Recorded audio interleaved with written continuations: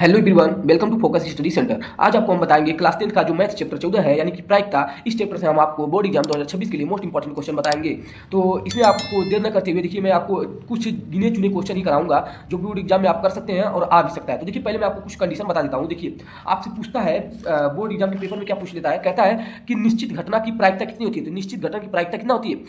100% होती है। 100% का मतलब होता है कितना? एक होता है, ठीक है ना। तो इसलिए ऑप्शन में एक टिक लगाना रहेगा। कहेगा किसी घटना के घटित होने की प्रायिकता कितनी होती है, तो एक होती है, ठीक है ना। और कहता है कोई घटना घटित होती है तो उसको क्या कहते हैं, तो उसको निश्चित बोला जाता है। ये ध्यान है, निश्चित, क्योंकि जो घटित होना है उसको निश्चित बोलेंगे और जो घटना घटित ही नहीं बोलती है हो सकती है उसको अनिश्चित बोलेंगे। तो ऑब्जेक्टिव में ऐसे क्वेश्चन इससे बन सकता है और ऐसे पूछ लेता है घटना ई की प्रायिकता प्लस घटना ई नहीं की प्रायिकता बराबर भी 1 होता है, ठीक है ना। ऐसे भी पूछ सकता है। मतलब वो लैंग्वेज में लिख के दिया जाएगा। ऐसे कहेगा घटना की प्रायिकता है और जो घटना की प्रायिकता नहीं इसका मान कितना होता है, तो 1 होता है, ठीक है ना। मतलब जो भी घटना घटित होती है, जितना भी घटना घटित होती है और उस सवाल को हम सॉल्व करेंगे, उन सबको जोड़ेंगे अगर ना, तो एक ही आएगा। और एक नहीं आ रहा है तो समझ लीजिए आपका आंसर गलत है। अगला देखिए, जो किसी भी घटना की घटित होने की प्रायिकता क्या होती है, 0 से लेके 1 के बीच में ही होती है। कोई भी घटना हुआ मान लीजिए, तो कहाँ से लेती है, 0 से लेकर 1 के बीच में। या तो हो सकती है क्या, या तो 0 हो सकती है, ठीक है ना, या तो 0 से बड़ा होगी कहाँ तक, 1 तक। 0 1 से बड़ा नहीं हो सकती और 0 से छोटा नहीं हो सकती। किसी भी घटना की घटित होने की प्रायिकता का कंडीशन होता है।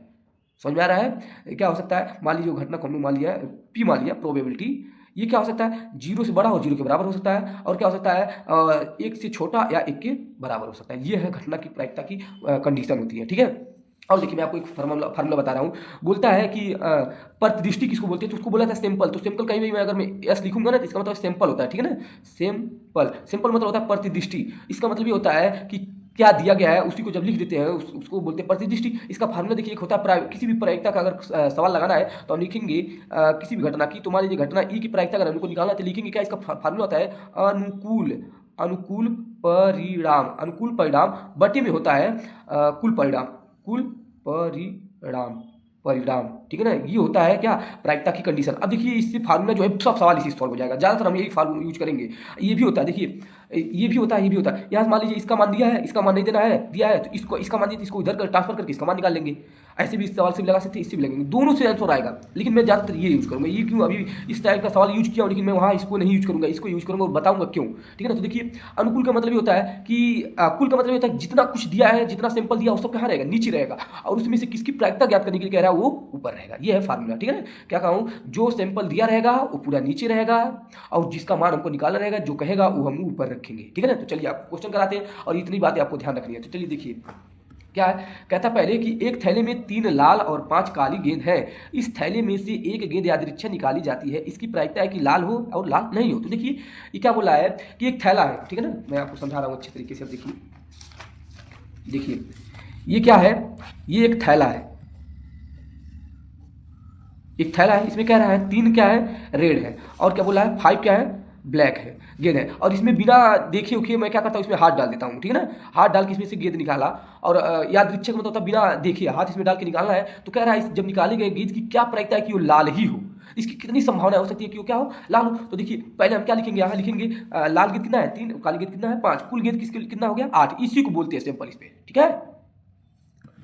पहला इसने बोला है कि लाल गेंद हो, तो हम लिखेंगे प्रायिकता क्या, प्रायिकता लाल गेंद हो। तो लिखेंगे क्या, लाल गेंद बटे में कुल गेंद। तो लाल गेंद निकालने देखिए कितना गेंद है, मैं क्या बोला था, जिसको निकालने के लिए बोलेगा उसका देखेंगे कितना है, लाल गेंद 3 है इसलिए ऊपर 3 रहेगा। अब कुल का मतलब नीचे कुल गेंद, ये हो गया बस।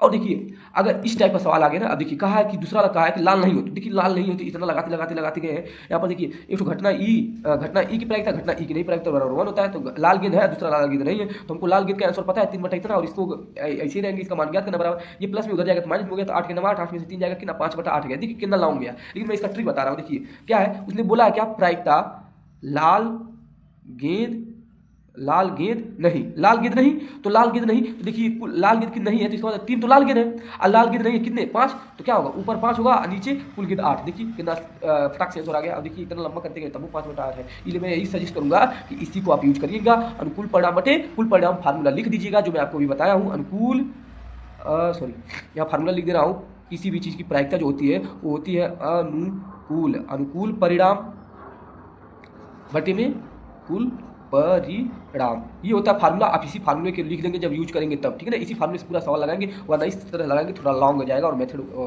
भारी हो जाएगा, ठीक है ना। देखिए अगला क्वेश्चन क्या कहता है, अगला क्वेश्चन कहता है अच्छी प्रकार से फेंटी गई 52 पत्तों की एक गड्डी में से एक पत्ता निकाला जाता है। इसकी प्रायिकता परिकलित कीजिए कि यह पत्ता क्या हो, एक इक्का हो और दूसरा एक इक्का नहीं हो।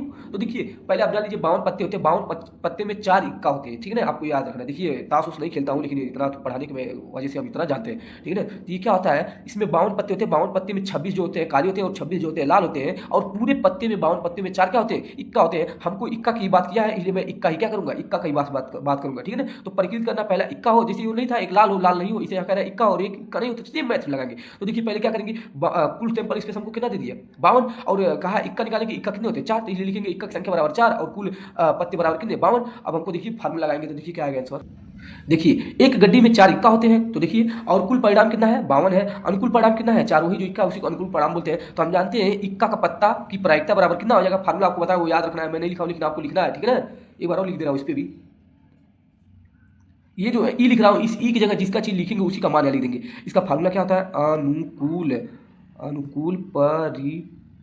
अनुकूल परिणाम बटे में कुल परिणाम, ठीक है ना।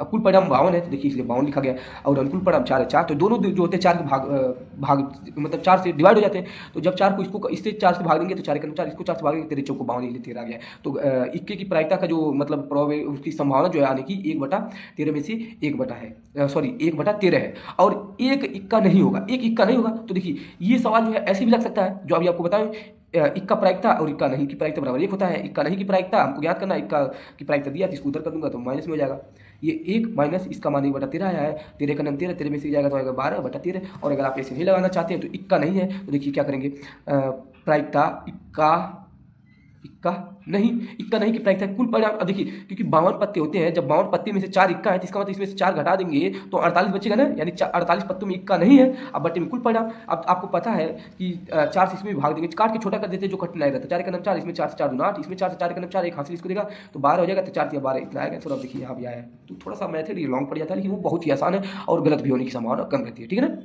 नेक्स्ट क्वेश्चन देखिए कह रहा है कि एक बक्से में, ठीक है ना, एक बक्से में 3 नीले 2 सफेद और लाल कंचे हैं, यदि इस बक्से में 4 लाल कंचे हैं, यदि इस बक्से में से एक कंचा यादृच्छिक निकाला जाता है तो इसकी क्या प्रायिकता है कि यह कंचा सफेद हो, दूसरा नीला हो, तीसरा क्या हो लाल हो। इसकी निकालने की संभावना मतलब हमको बताना है कि पहले क्या कर दिया है उसको कुल लिख देंगे। तो देखिए पहले हम क्या लिखेंगे, पहले कुल परिणाम क्यों कैसे, 2 नीला 2 सफेद, सॉरी 3 है ना, तो 3 आगे पीछे लिखा गया है, 2 सफेद 3 नीला और 4 लाल, कुल मिला के 9 कंचे होंगे मिला जुला के।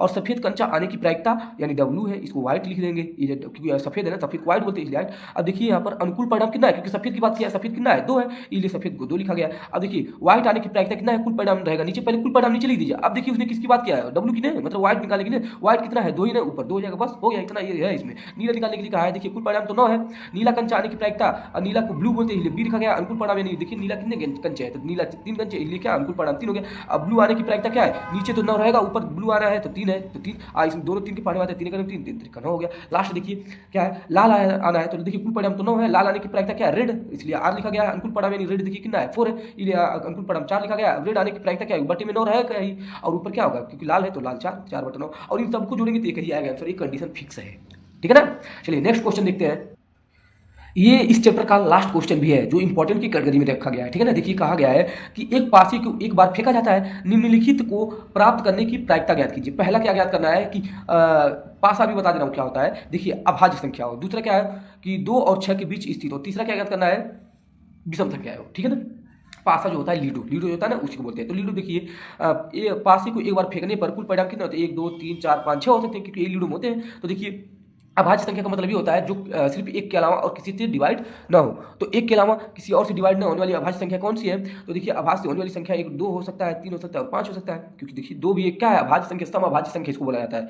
तो 2 है, सम अभाज्य भी है और ये अभाज्य भी कैटेगरी में आता है, इसलिए 2 भी 2 3 5 हो सकता है। एक भी ले सकते हैं अभाज्य, लेकिन एक जो होता है ना एक सबसे क्या होता है कट जाता है, इसलिए उसको नहीं लेना है, ठीक है ना। ये ध्यान रहे, आप लोगों के दिमाग में चला होगा कि एक भी तो है लेकिन एक को ही लिया जाता है, क्योंकि एक को सब कोई काट सकता है, सब कोई इससे क्या हो सकता है कट सकता है, इसलिए ठीक है ना।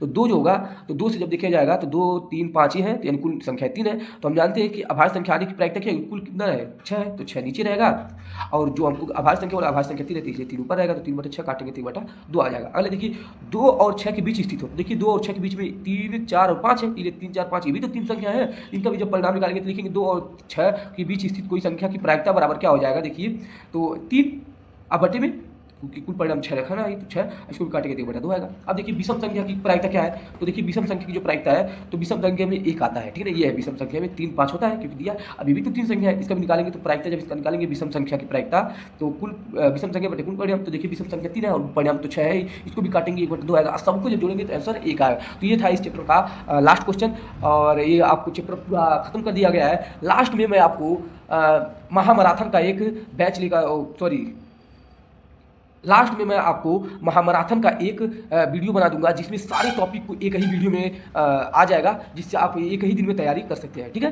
तो मिलते हैं नेक्स्ट वीडियो में, तब तक के लिए जय हिंद, जय भारत।